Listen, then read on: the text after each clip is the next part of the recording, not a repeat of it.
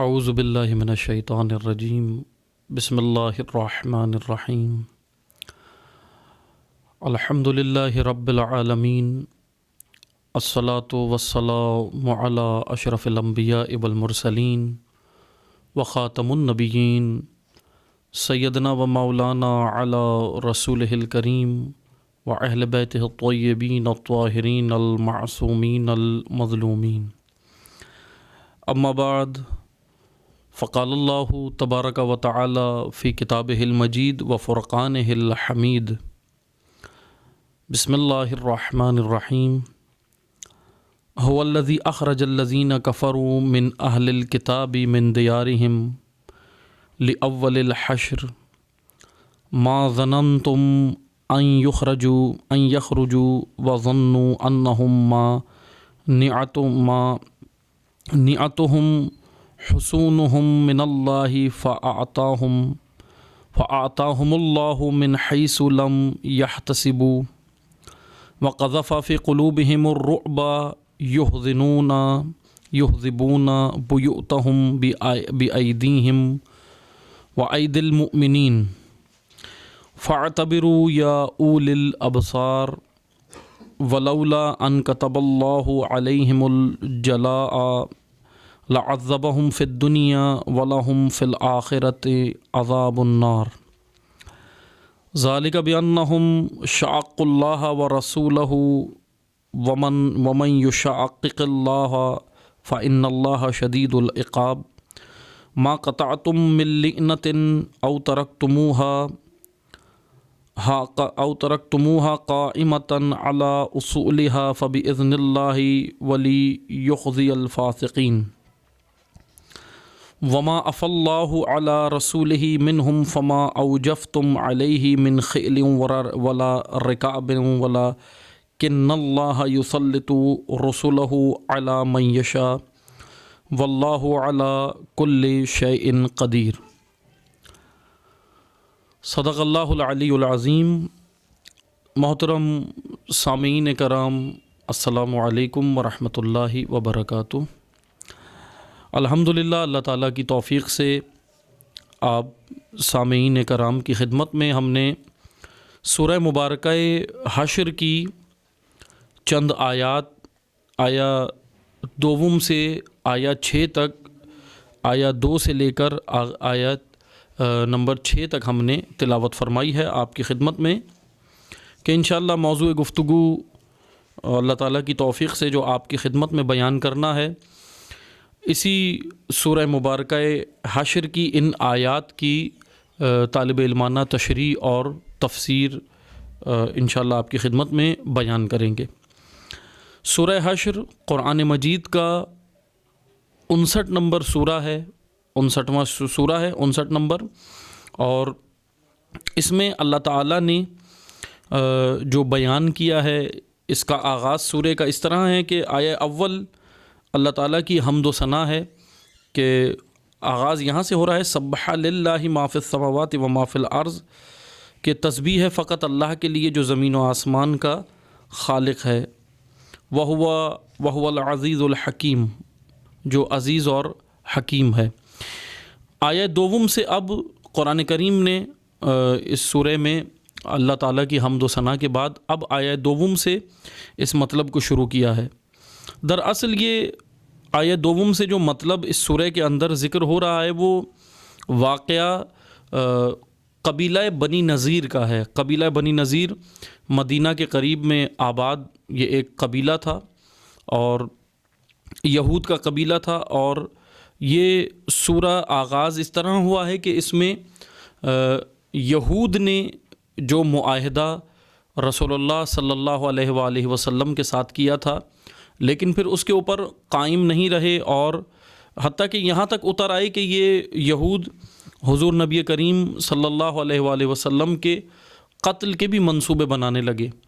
یہ بنی نذیر قبیلہ جو مدینہ کے قریب ہی آباد تھا، اس کے ساتھ معاہدہ ہوا، لیکن پھر اس نے وہ معاہدہ توڑ دیا اور پھر قلعہ بنایا، اور قلعے کے اندر جو، کیونکہ یہود ہمیشہ شروع ہی سے قلعے بنا کر رہتے تھے، اوائل اسلام سے ہی یا اسلام سے پہلے بھی ان کا طرز زندگی یا طریقہ کار اسی طرح تھا. جیسے آپ نے سنا ہے کہ مثلاً قلعہ خیبر بھی ایک قلعہ تھا جس کو جو اللہ تعالیٰ کی توفیق سے مولا علی علیہ الصلوۃ والسلام کے ہاتھ سے فتح ہوا اور نصرت اور کامیابی و کامرانی مسلمانوں کے حصے میں آئی.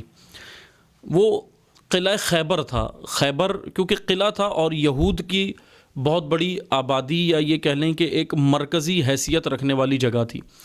اسی طرز کا ایک اور انہوں نے مدینہ کے قریب ہی بنی نذیر قبیلے نے یہ قلعہ بنایا ہوا تھا اور یہ اس میں آباد تھے, اس میں رہتے تھے.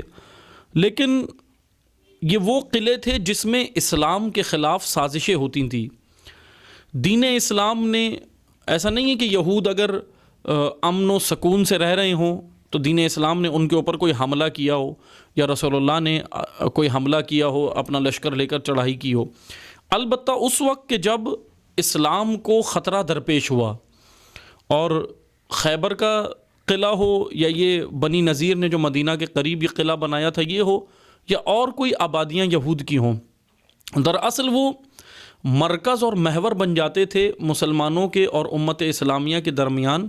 ایک یہ کہہ لیں کہ سازش کا مرکز ہوتے تھے اور پھر ان مراکز کو تباہ کرنے کا حکم اللہ کی جانب سے آتا تھا جو حضور نبی کریم صلی اللہ علیہ وآلہ وسلم اس کو انجام دیتے تھے اپنے باوفا لشکر کے ساتھ اور ان کی موجودگی میں. بہرحال بنی نذیر قبیلے کے ساتھ یہ جو واقعہ ہوا کہ انہوں نے قلعہ بنایا اور اسلام کے خلاف انہوں نے سازشیں کی, حتیٰ کہ رسول اللہ کے قتل کا منصوبہ بنایا.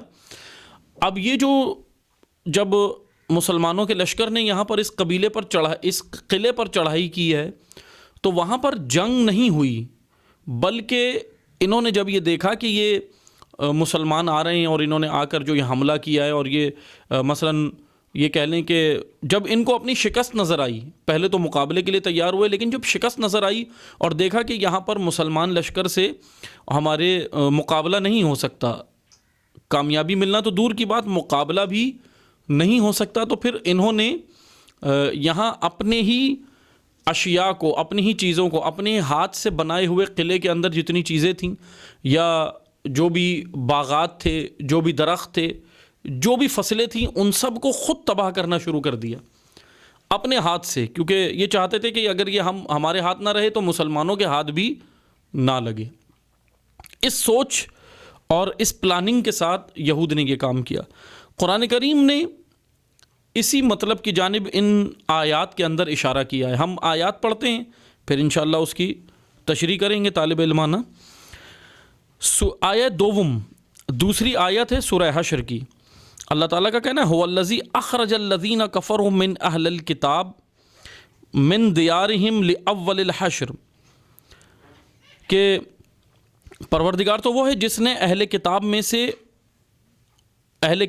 سے ان کو جنہوں نے کفر اختیار کیا, اہل الکتاب میں سے یعنی یہود کی بات ہو رہی ہے, ان میں سے جنہوں نے کفر اختیار کیا, من دیارہم لاول الحشر, ان کے گھروں سے پہلے حشر میں تم لوگوں کو ان کو نکالا, ان کو گھروں سے نکالا پہلے حشر میں, لاول الحشر.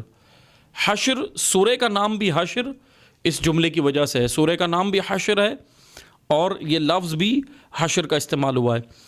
اہل کتاب کو دیار سے, دیار ان کے مکانات سے, ان کے قبیلوں سے, ان کے قلعوں سے, ان کے مکانات سے, ان کے رہنے کی جگہ سے اللہ نے, کس نے نکالا؟ وہی ہے جس نے تمہیں نکالا. کون ہے وہ اللہ ہے.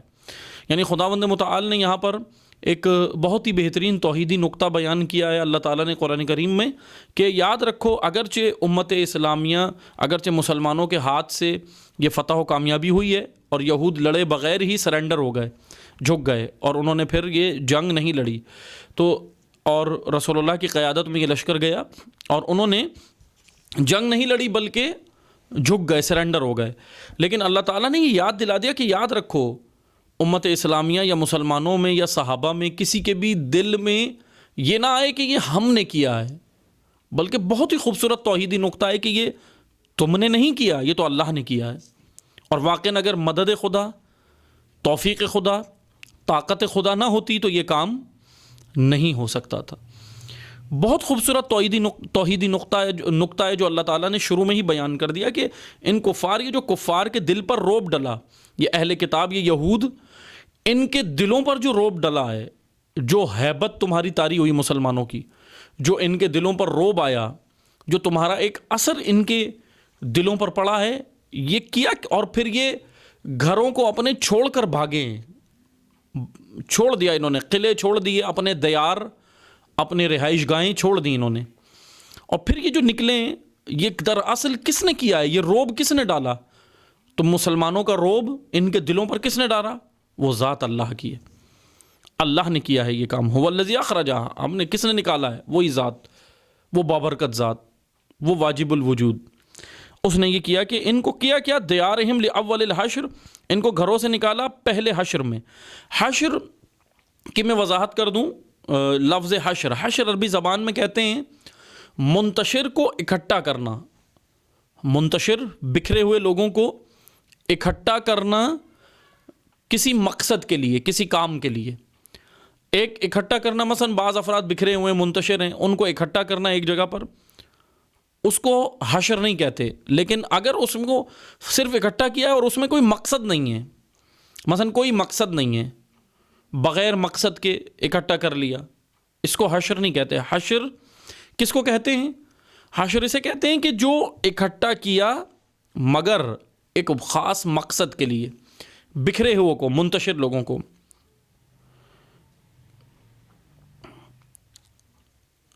اللہ نے یہاں پر یہی جملہ ارشاد فرمایا، اللہ تعالیٰ کا یہی کلام نورانی جو اس میں اللہ تعالیٰ نے یہ کہا کہ ہم نے حشر میں اہل الکتاب من دیارہم لاول الحشر، ہم نے پہلے حشر میں، اول حشر میں، پہلے حشر میں، اول حشر یعنی ہم نے تمہیں اس حشر میں اکٹھا کیا ہے۔ پہلے کہاں اکٹھا کیا ہے؟ اہل کتاب کو ہم نے نکالا، کہاں سے نکالا؟ ان کے دیار سے، اور پھر حشر یعنی اکٹھا کر دیا۔ کہاں پر اکٹھا کر دیا؟ منتشر افراد کو ایک جگہ جمع کیا۔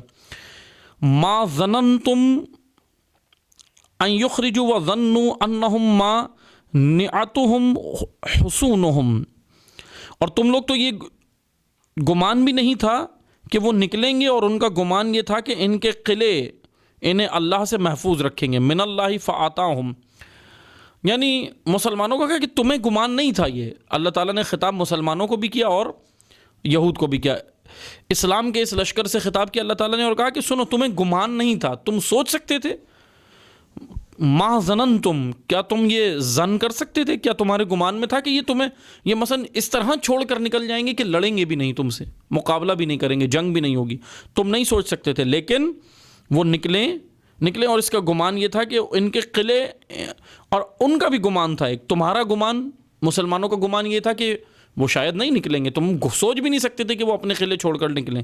لیکن اب یہود کا گمان یہ تھا، وَظَنُّوا أَنَّهُمْ، اور ان کا گمان یہ تھا، مَانِعَتُهُمْ حُصُونَهُمْ مِنَ اللَّهِ فَآتَاهُمْ، کہ ان کے قلعے انہیں اللہ سے محفوظ رکھیں گے۔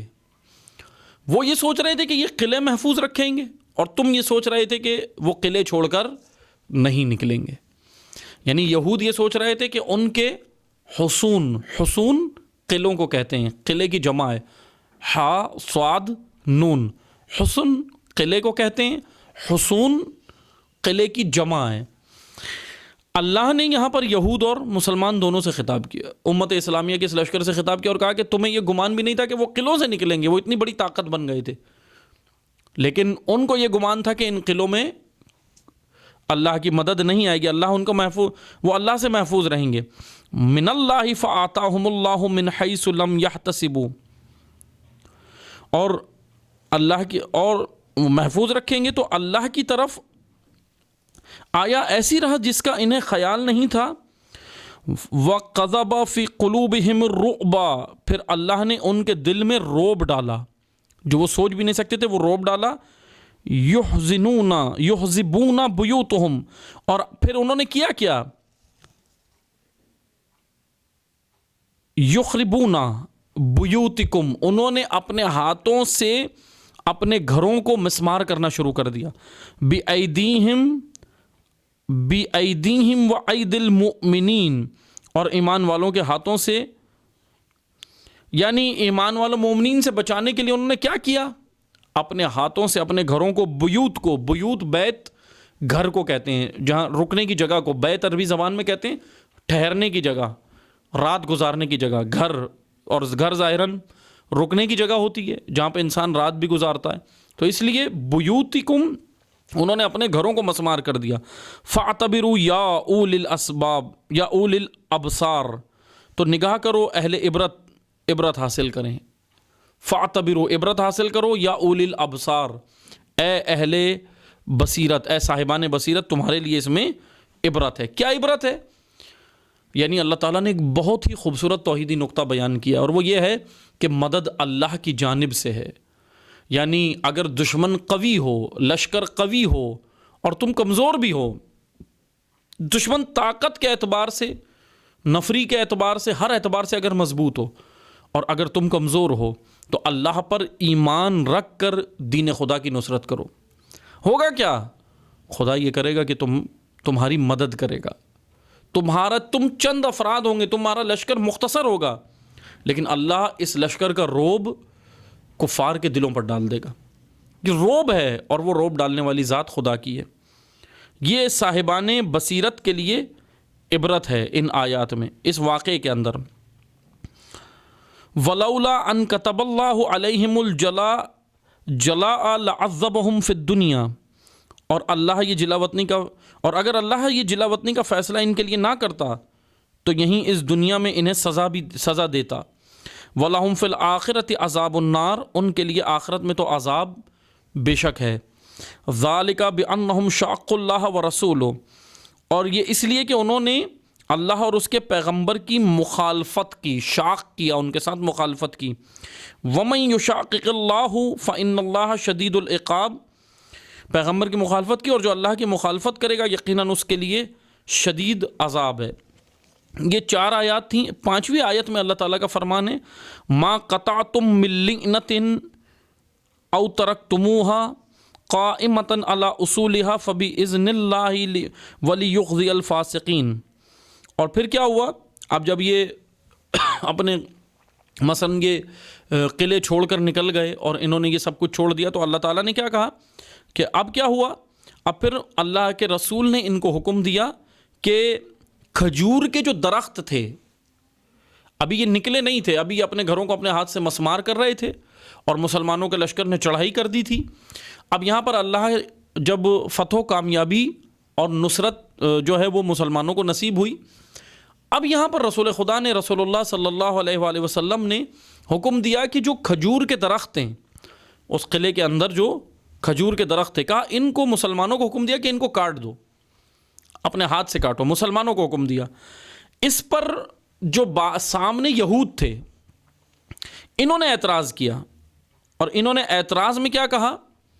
انہوں نے اعتراض میں کہا کہ یہ رسول معاذ اللہ الیعوذ باللہ فساد فی الارض کر رہے ہیں، یعنی زمین پر فساد کر رہے ہیں، انہوں نے کہا۔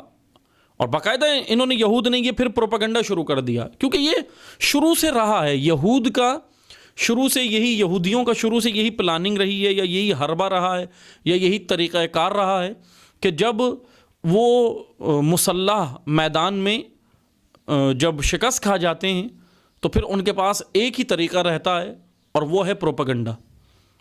پروپیگنڈے کے ذریعے پھر وہ کام کرتے ہیں، اور بہرحال پروپیگنڈے کے ذریعے ہی انہوں نے کام کیا، اور پروپیگنڈا کرنا شروع کیا کہ یہ معاذ اللہ الیعوذ باللہ کہنے لگے کہ یہ کیسا رسول ہے جو زمین پر فساد برپا کر رہا ہے، اللہ کی زمین پر فساد فی الارض کر رہا ہے۔ ابھی انہوں نے یہ کہا ہی تھا کہ اللہ کے رسول نے یہ آیات پڑھ کر سنائی، اور یہ آیات نازل ہوئیں، یہ آیات، کیونکہ اللہ کے رسول کے اس عمل کی تصدیق اللہ نے کی کہ یہ جو رسول تمہیں حکم دے رہے ہیں کھجور کے درخت کاٹنے کا، یہ حکم دراصل اللہ کا ہے، رسول کا نہیں، اللہ ہی کا حکم ہے۔ اللہ نے ان آیات، خداوند متعال نے اس آیت میں رسول اللہ کے اس عمل کی تصدیق کی کہ ما قطعتم من لئنۃ او ترکتموها قائمۃ، کہ طرح طرح کے کھجور کے درختوں میں سے جو تم نے قطع کیا یا جنہیں ان کی جڑوں پر چھوڑ دیا، فباذن اللہ، یہ اللہ کے اذن سے تھا، یہ جو اللہ کے رسول نے تمہیں حکم دیا یہ اللہ کے اذن سے تھا. یہ نہ سمجھو کہ یہ حکم کہ خدا نخواستہ رسول اللہ زمین پر فساد کر رہے ہیں. یہ فساد فی الارض نہیں ہے، فساد فی الارض نہیں ہے، بلکہ یہ حکم ہے فباذن اللہ، یہ اللہ کا حکم ہے. ویخزی الفاسقین، وہ اس لیے کہ وہ ان بد اعمالیوں فاسقین کو رسوا کر دے. اللہ نے یہ حکم کیوں دیا؟ تاکہ ان فاسقین کو، یہ فاسق تھے، ان فاسقین کو رسوا کر دے. یہاں پر میں ایک نقطہ عرض کروں، کیونکہ بعض لوگ اعتراض بھی کر سکتے ہیں اور کیا بھی ہے، بعض اہل قلم نے، بعض دانشوروں نے یا بعض لوگوں نے یہ اعتراض بھی کیا، اور اس اعتراض کے جوابات الحمدللہ علماء نے دیے ہیں، بہت خوبصورت جوابات دیے ہیں. لیکن میں یہاں بھی یہ نقطہ عرض کروں کہ جیسے اب اسی واقعے کو اگر ہم مد نظر رکھیں تو ایک سوال اٹھتا ہے نا ذہن میں کہ بھئی اللہ نے یہ کھجور کے درخت کاٹنے کا حکم کیوں دیا؟ پہلے تو اللہ کے رسول نے دیا، لیکن پھر آیت نازل ہوئی کہ یہ اذن اللہ ہے، اللہ کے حکم سے. ٹھیک ہے، اللہ نے یہ حکم دیا. اب سوال یہ بنتا ہے کہ کھجور کے درخت کیا کر رہے تھے؟ کھجور کے درخت میں کیا مسئلہ تھا؟ بھائی ٹھیک ہے، یہود سے جنگ تھی، انسانوں کے ساتھ جنگ تھی، دو لشکروں کی جنگ تھی. وہ جنگ تو خیر نہیں ہوئی، اور یہ اپنا مال چھوڑ کر اپنے گھروں کو مسمار کر دیا، مال چھوڑ دیا. ٹھیک ہے، جنگ نہیں ہوئی، لیکن یہ کھجور کے درخت کاٹنے کا جو واقعہ ہے، اس کے اوپر ایک سوال یہ اٹھ سکتا ہے کہ وہ رسول جو مثلاً فساد فی الارض کے خلاف ہیں، وہ اللہ جو فساد فی الارض زمین پر نہیں چاہتا، پھر یہ کیا کھجور کے یہ درخت کاٹنا کیا معاذ اللہ الیعوذ باللہ یہ فساد فی الارض کے زمرے میں آتا ہے؟ کیونکہ بعض اوقات بعض مقامات پر قرآن کریم نے نفی کی ہے، بلکہ جنگوں کے اندر کیا کیا کہا. قرآن کریم کی متعدد آیات ہیں جس کے اندر اللہ تعالیٰ نے حکم نازل کیا، جنگی اسٹریٹجی اللہ تعالیٰ نے جو بیان کی ہے، یا جنگی حکمت عملی جو حضور کو بیان کی ہے، حضور کے ذریعے سے امت اسلامیہ کو دی ہے. اس کے اندر بعض مقامات پر اللہ تعالیٰ نے یہی تو کہا کہ جی مثلاً آپ جو ہے وہ جنگ کے اندر بوڑھوں کو نہ ماریں، بچوں کو نہ ماریں. حکم دین تو یہی ہے نا، دین کا حکم یہی ہے. بچوں کو نہیں، جنگ کے اندر بچوں پہ حملہ نہیں کر سکتے. جب آپ مسلمان لشکر جنگ میں چڑھائی کرے، کسی لشکر سے آپ کی جنگ ہو، کفار سے جب آپ کی جنگ ہو، آج تک یہی حکم ہے کہ آپ نے خواتین، بزرگ اور بچوں کو یا املاک کو نقصان نہیں پہنچانا. آیات میں بعض اوقات، لیکن بعض مقامات پر، لیکن یہاں پر تو اللہ تعالیٰ نے خود حکم دیا کہ کھجور کے درخت کاٹ دیے جائیں جو یہود کے تھے. تو یہاں پر میں یہ نقطہ عرض کر کے آگے بڑھتا ہوں کہ عزیزان محترم، بعض مقامات پر جنگی حکمت عملی میں ہی یہ چیزیں آتی ہیں کہ دشمن کے املاک کو بھی آپ نے نقصان پہنچانا ہوتا ہے. کیوں؟ کیونکہ یہ ایک سائیکو وار ہے، نفسیاتی جنگ ہے. جنگ کے کچھ قوانین ہوتے ہیں، جنگ کے اصول ہوتے ہیں. یہود ہمیشہ سے یہودیوں کے ساتھ یہی رہا ہے. یہود کی ایک بڑی، یہ کہہ لیں کہ یہود کی ایک عجیب سائیکی ہے.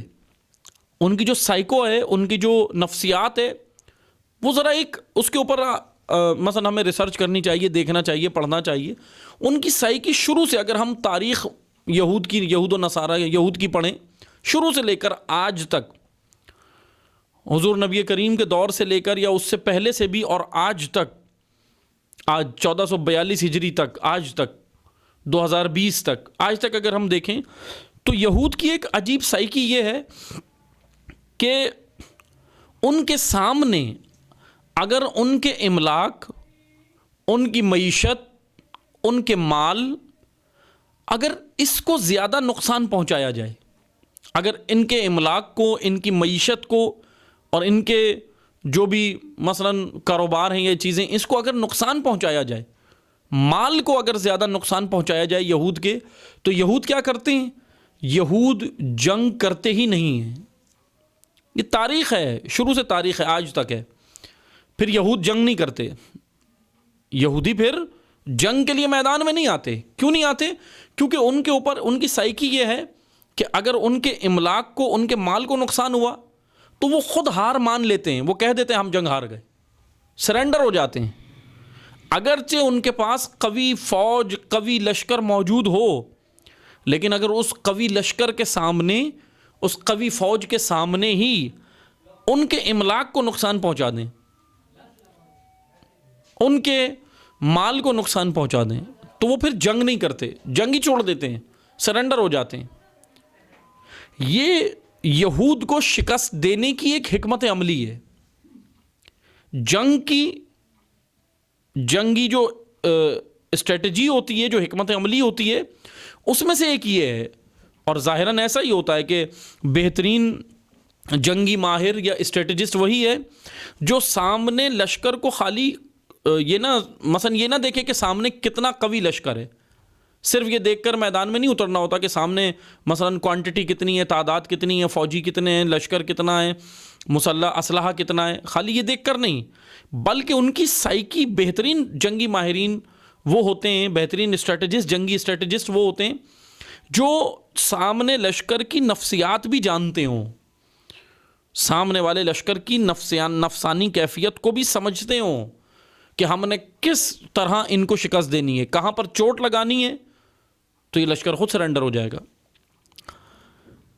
یہاں پر اللہ تعالیٰ نے جو رسول اللہ نے حکم دیا لشکر کو، بہت ہی خوبصورت یہ جنگی اسٹریٹجی تھی، بہت خوبصورت اسٹریٹجی تھی یہ۔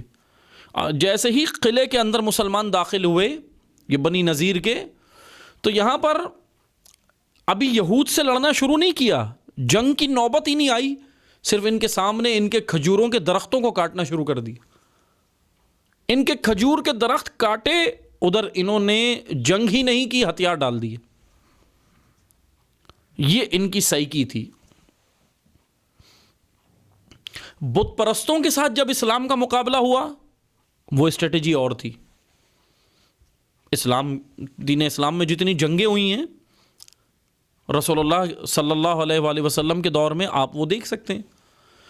کفار میں جب مقابلہ ہوا بت پرستوں کے ساتھ یا اور مذاہب کے کفار کے ساتھ، تو ادھر اسٹریٹجی اور ہے، ادھر حکمت عملی اور ہے۔ وہاں پر ان کی آنکھوں کے سامنے ان کے املاک کو نقصان نہیں پہنچایا جاتا تھا، کیونکہ وہ اس سے نہیں جھکتے تھے، ان کی اسٹریٹجی اور، ان کی سائیکی اور تھی، ان کی نفسیات اور تھی۔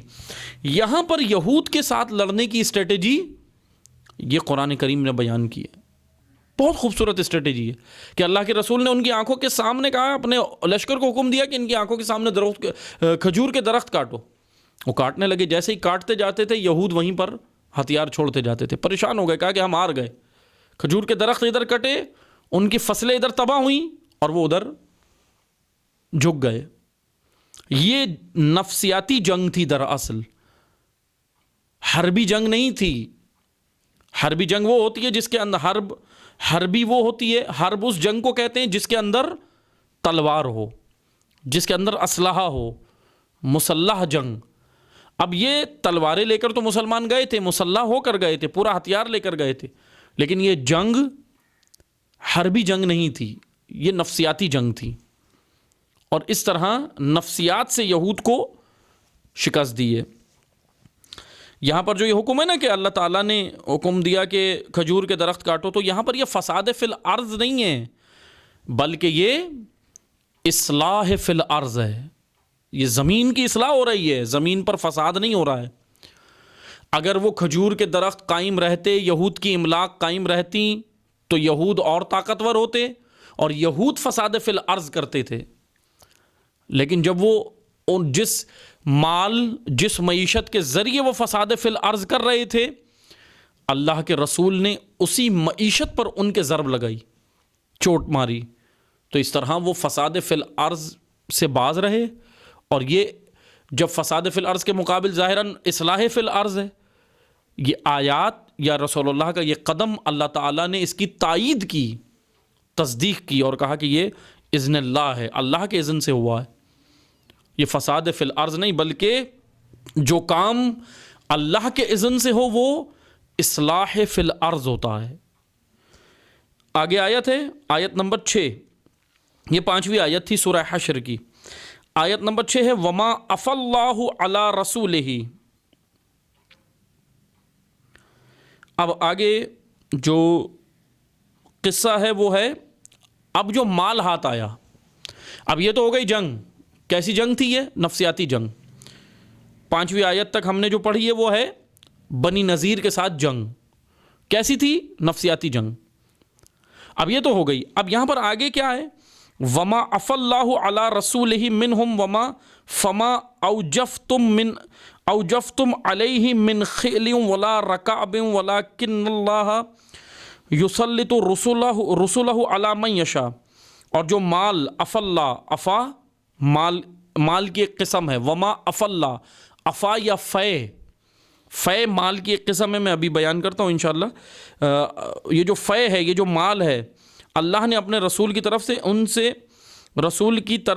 سے پہنچوایا، تو تم لوگوں نے اس پر کوئی اونٹ گھوڑے تو دوڑائے نہیں ہیں، مگر اللہ کی قدرت ہے کہ وہ اپنے پیغمبروں کو قابو دے دیتا ہے. رسولہ یعنی اللہ اپنے یسلط اپنے پیغمبروں کو علی من یشاء یعنی ان کے اوپر تسلط دیتا ہے اور قابو دے دیتا ہے. یعنی اب اللہ نے اس مال کی ایک قسم بیان کی ہے. اب یہ جو جنگ میں مال ہاتھ آیا ہے، یہ مال کون سا ہے؟ یہ ہے فے، مال فے، فا حمزہ اور یا فے. توجہ کے ساتھ سننا ہے آپ نے ان جملات کو، تاکہ ہم اس کی وضاحت کر سکیں. اللہ تعالیٰ نے کہا کہ اب مسلمانوں سے خطاب ہو رہا ہے اللہ تعالیٰ کا کہ سنو، تمہیں جو یہ مال مل گیا ہے بغیر جنگ کیے ملا ہے، جنگ نہیں کی. اللہ نے کہا نا من خیلیوں ولا رکاب، نہ تم نے کوئی اونٹ نہ کوئی گھوڑے دوڑائے. اس جنگ میں کچھ دوڑایا تم نے؟ نہ کوئی اونٹ دوڑائے نہ گھوڑے دوڑائے، کچھ بھی نہیں دوڑایا.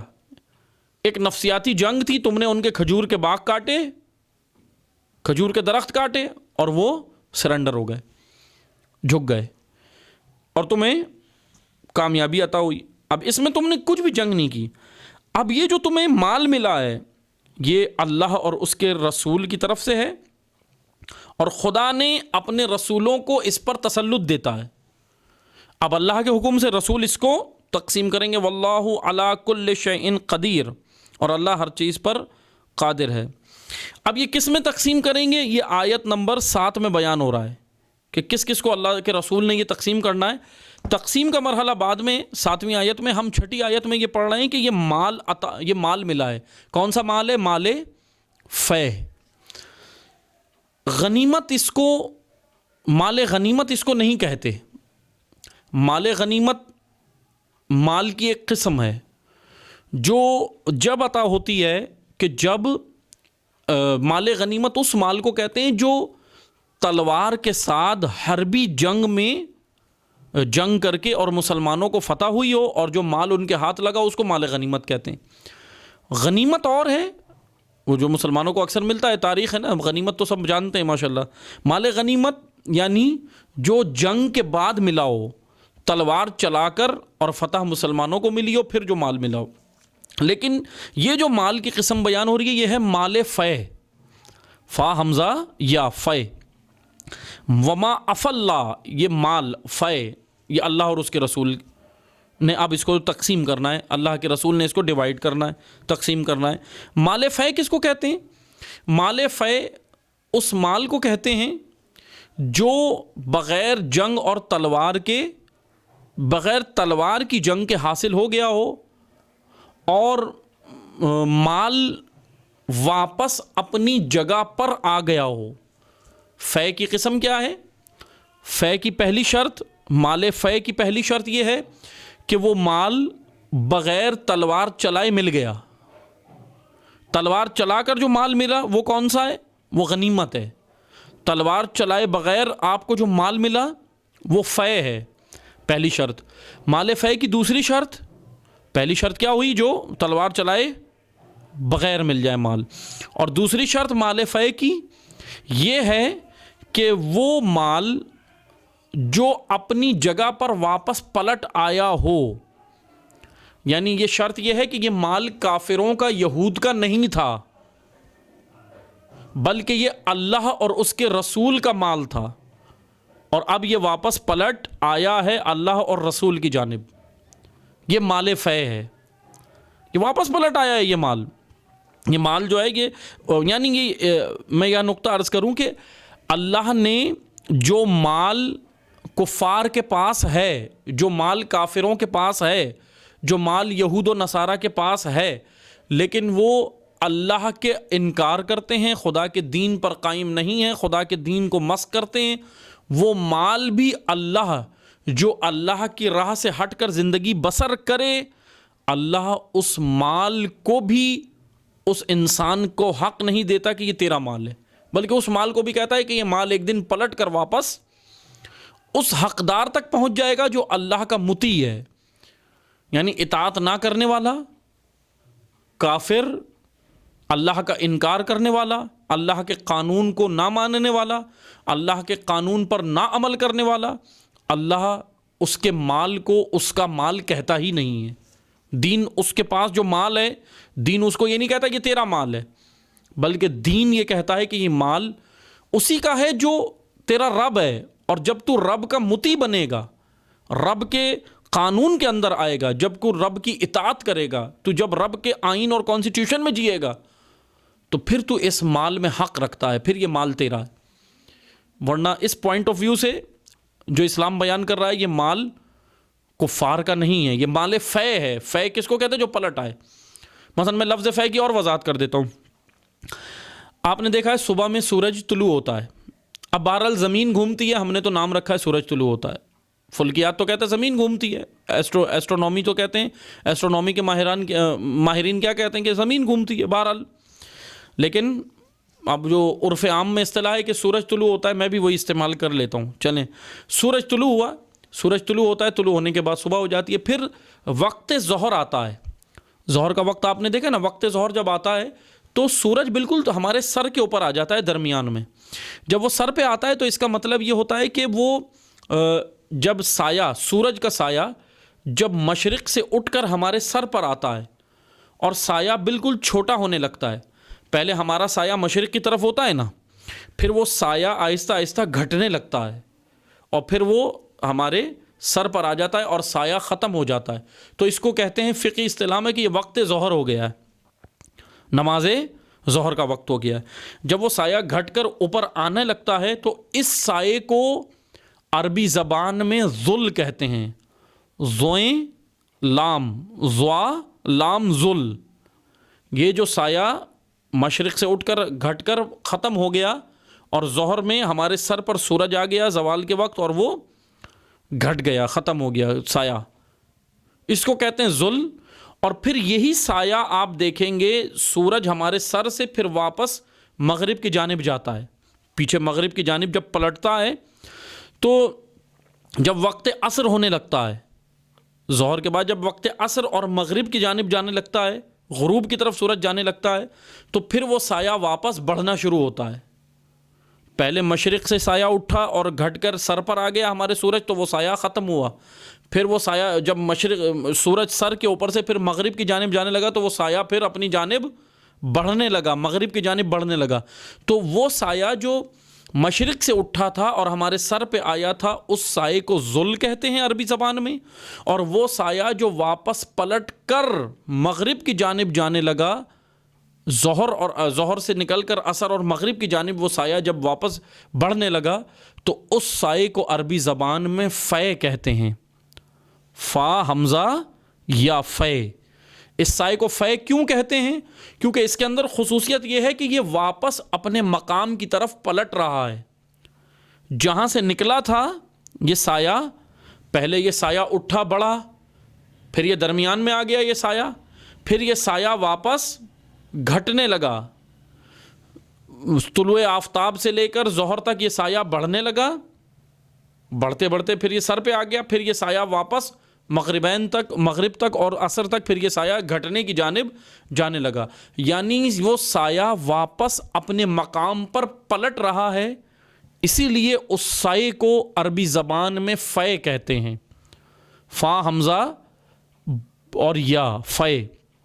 فے کیوں کہتے ہیں؟ کیونکہ وہ واپس اپنے مقام پر پلٹ آیا ہے وہ سایہ۔ اور ذل کب کہتے ہیں؟ جب وہ سایہ ابھی مقام پہ نہیں پلٹا تو ذل ہے، جب مقام پہ پلٹ گیا تو فے ہے۔ عزیزان محترم، اس شرط کی وجہ سے اس کو سائے کو فے کہتے ہیں، کیونکہ وہ واپس پلٹ گیا ہے۔ ہر وہ شے، ہر وہ چیز جو اپنے مقام سے نکل کر واپس وہیں پر پلٹ آئے اس کو عربی زبان میں فے کہتے ہیں۔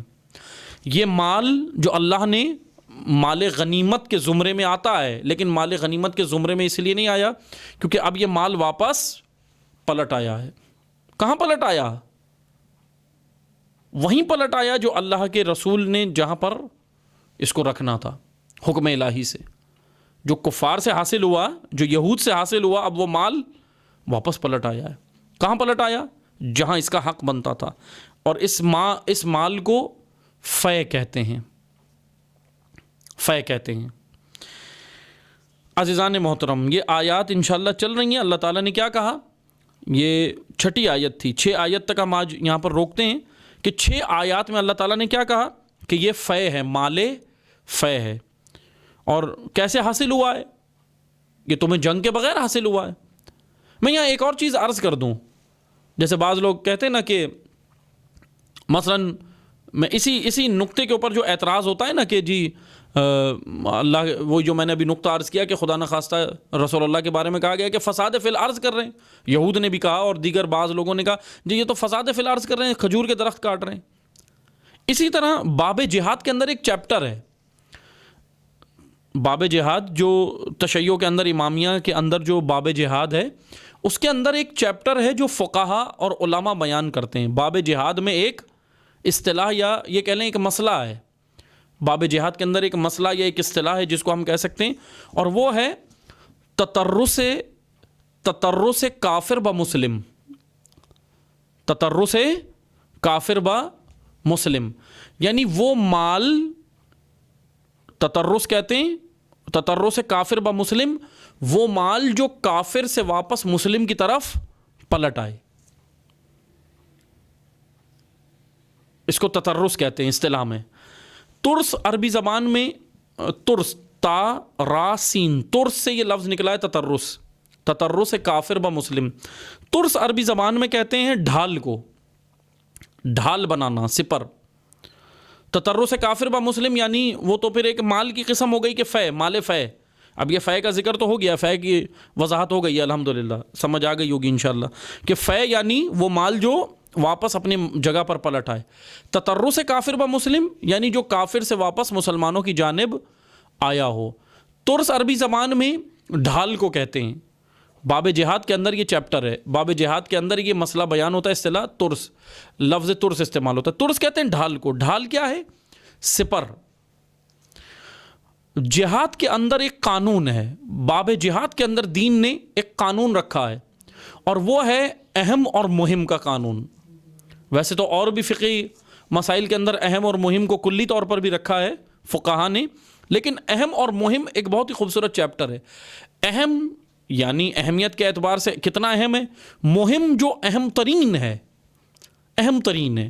مثلا میں آپ کو مثال دوں، فرض کریں گے کسی کفار نے، کسی کافروں نے، کچھ کافروں نے جنگ کے لیے مسلمانوں سے جنگ تو کرنی ہے کچھ کافروں نے، لیکن انہوں نے چند مسلمانوں کو ہائی جیک کر لیا، چند مسلمانوں کو اغوا کر لیا، ہائی جیک کر لیا، بندی بنا دیا، اسیر بنا دیا.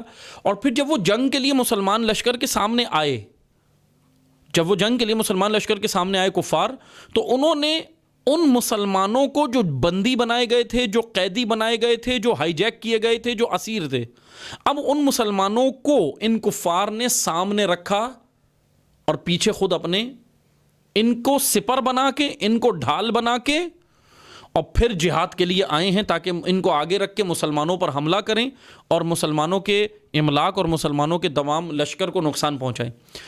اس کو اس ایسے چیپٹر کو اس ایسے چیپٹر کو باب جہاد میں تطرس کافر با مسلم کہتے ہیں. یعنی وہ کفار جنہوں نے مسلمانوں کو سپر اور ڈھال بنایا ہو، اب ان کے ساتھ کیا کرنا ہے. اب یہاں دین کیا حکم دیتا ہے کہ کچھ چند مسلمانوں کو آگے لے آئے کفار، قیدی بنا کے ہائی جیک کر کے، اغوا کر کے، ہائی جیک کر کے ان کو آگے رکھا، باقی پھر پیچھے. جیسے آپ نے دیکھا ہے نا اکثر واقعات ہوتے ہیں، پلین ہائی جیک ہو جاتے ہیں، بسیں ہائی جیک ہو جاتی ہیں، ایسے کرتے ہیں نا.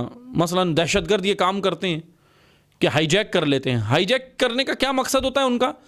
ہائی جیک کرنے کے بہت سارے مقاصد ہوتے ہیں. کہیں مالی مقصد ہوتا ہے، کہیں پر کوئی اور اپنا، ان کو اپنا بندہ چاہیے ہوتا ہے، کوئی اور مقاصد ہوتے ہیں. بہرحال وہ اپنے مقاصد کے لیے کرتے ہیں. تو کفار بھی بعض اوقات یہی کرتے تھے، مسلمانوں کو آگے فرنٹ پہ رکھ کے، چند مسلمانوں کو قیدی بنا کے آگے رکھ کے، اور پھر ان کو سپر اور ڈھال بنا کر مسلمانوں پر مسلمان لشکر پہ حملہ کرتے تھے. تو پھر یہاں پر دین کیا حکم دیتا تھا؟ دین کہتا تھا کہ اب یہاں پر اہم اور مہم دیکھنا ہے. وہ جو سامنے مسلمان آئے ہیں ان کی جان بچانا اہم ہے، لیکن آیا ان کی جان ان چند لوگوں کی جان بچانے میں کیا ہوگا؟ ان چند لوگوں کی جان بچانے سے پورا شہر خطرے میں ہے، پوری ہزاروں کی آبادی خطرے میں ہے، مسلمان آبادی. تو پھر یہاں پر دین کیا کہتا ہے؟ دین یہ کہتا ہے کہ پھر آپ ان جو سامنے فرنٹ پر یہ جن مسلمانوں کو ہائی جیک اور قیدی بنا کے لائے ہیں، اب آپ ان کو خود اپنی تلوار اور اپنے ہاتھ سے اور اپنے اسلحے سے ان کو آپ خود مار دیں اور پھر کافروں سے جنگ کریں. اور پھر دین اسلام وہ جو آپ کے ہاتھ سے خود مسلمان آپ کے جو مارے گئے، جن کو وہ کافروں نے بندی قیدی بنا کے ہائی جیک کر کے سامنے لائے تھے، ان مسلمانوں کو جو وہ مارے گئے ہیں، دین ان کو شہادت کا درجہ عطا فرماتا ہے کہ یہ شہید ہیں، شہید راہ خدا ہیں. عزیزان محترم، یہ ہے تطرس کافر با مسلم. یہ جہاد کے اندر، باب جہاد کے اندر یہ مسئلہ بیان کرتے ہیں فقہا، اور یہ چیپٹر ہے. تو یہاں پر ہم نے اہم اور مہم ترین مسئلہ یہ دیکھنا ہے. اب یہاں پر اہم کیا تھا؟ کھجور کے درخت. اور مہم کیا تھا؟ کہ ان درختوں کے ذریعے سے یہود مضبوط ہونے تھے، یہودیوں نے اور آگے جا کے پاور بننا تھا، اسلام کے خلاف انہوں نے بغاوتیں کرنی تھی، زمین خدا پر فساد فی الارض کرنا تھا. تو اب یہاں پر اللہ نے کیا حکم دیا؟ یہ کھجور کے درخت ہی کاٹ دو. جس طرح وہاں پر یہ حکم دیا کہ مسلمان وہ جو سامنے قیدی بنا کے لائے گئے مسلمان، ان کو اپنے ہاتھ سے مار دے. مسلمان لشکر وہ گروہ، وہ اس گروہ کو مار دے، پھر کافروں کو مارے. اسی طرح یہاں پر یہ حکم ہوا کہ کھجور کے درخت ہی اپنے ہاتھوں سے کاٹ دیں. اب کیا مال ملا؟ مال فے. اب مال فے کی تقسیم کا مرحلہ آتا ہے. بہرحال پھر اس کو ہم اگلے پھر درس میں انشاءاللہ بیان کریں گے. آیت نمبر 6 تک آج انشاءاللہ یہاں تک ہم روکتے ہیں. آیت نمبر 7 سے پھر اگلے درس میں بیان کریں گے کہ کن لوگوں کو یہ مال اب تقسیم کرنا ہے. اب تقسیم کا مرحلہ تھا. مال یہاں تک سمجھ آیا کہ مال غنیمت اور مال فے میں یہ فرق ہے. باقی کن کو تقسیم کرنا ہے یہ اگلے درس میں انشاءاللہ بیان کریں گے. والسلام علیکم ورحمۃ اللہ وبرکاتہ.